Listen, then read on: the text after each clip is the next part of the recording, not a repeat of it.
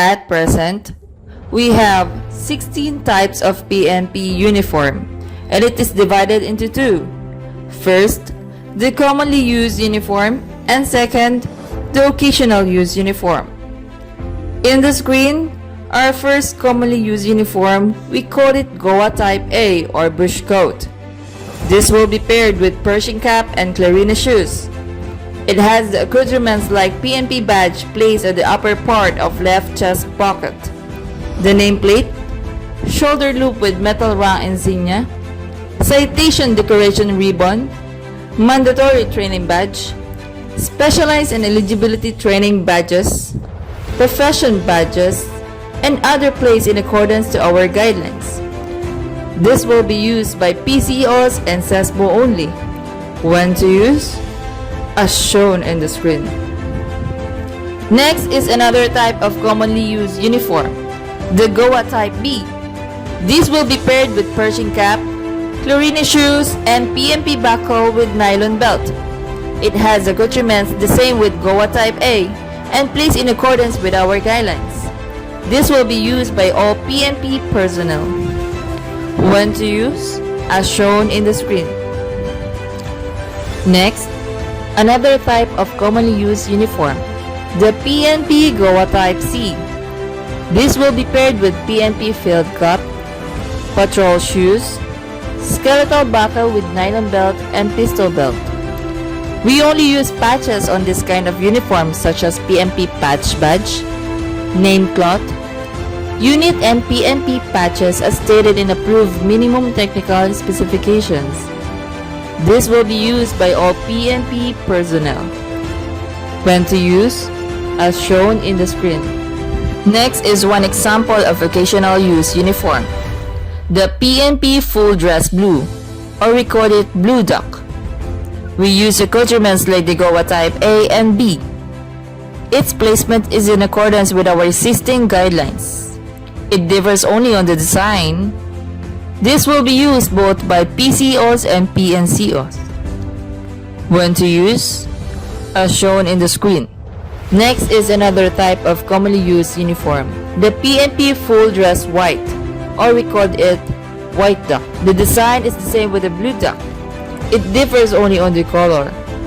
The placement of accoutrement is in accordance with our existing guidelines. This will be used both by PCOs and PNCOs. When to use?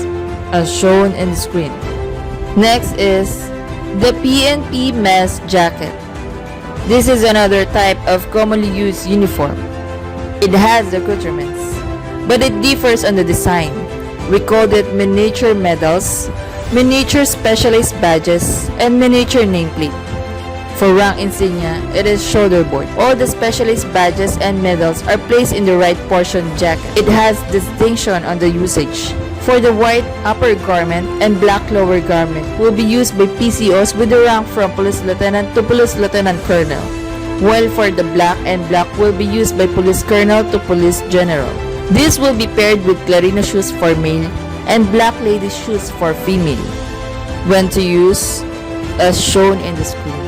The next is the PNP Pixelized Field Service Uniform, paired with PNP Field Cap and tactical shoes, used by all PNP personnel, except for those assigned at the RMFB or PSF, and staff as directed by the Chief PNP or Regional Directors. Also, this Pixelized FSU paired with Blue Beret to be used by personnel of RMFB and PSF during administrative duties at rural and urban areas. And this will also be paired with black tropical combat boots and lousy hat in the absence of ballistic helmet by PNP personnel performing ISO. Next is the black tropical fatigue uniform. It has name cloth, patches, rank insignia, placed as stated in our approved specifications.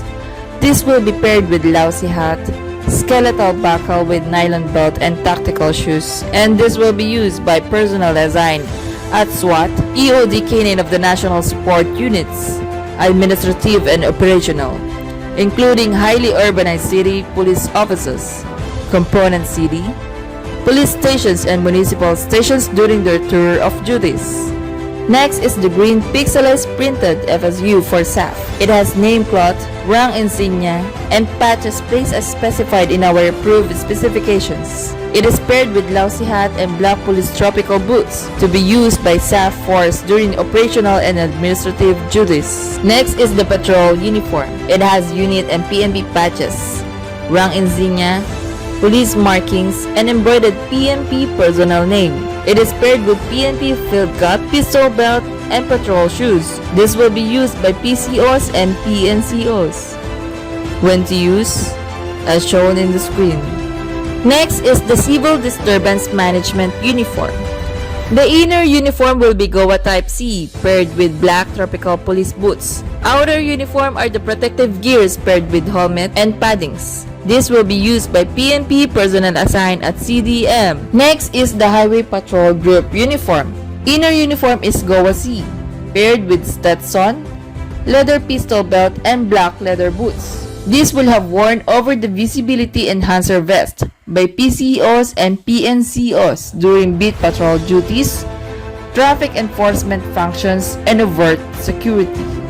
Next is the Search and Rescue Uniform. Upper garment of athletic shirt and lower garment of pixelized FSU pants, paired with PNP buckle with nylon belt and black tropical police boots for PCOs, while for PNCOs, paired with black nylon belt with skeleton buckle. Lousy hat will be used when needed. Next is the Tourist Police Uniform. The upper garment is patrol shirt. It differs only on the markings at the back. For lower garment is the PNP GOA pants Type C, paired with tourist field cap, PNP pistol belt, and patrol shoes. This will be used by PNP personnel assigned as tourist police at urban or commercial areas.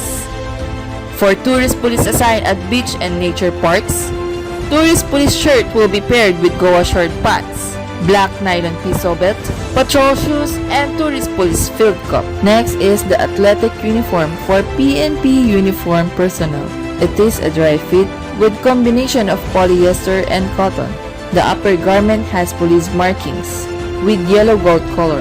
The main fabric of Delia Robia blue with accent at the shoulder for PCOs and color of navy blue. This will be paired with PNP rubber shoes.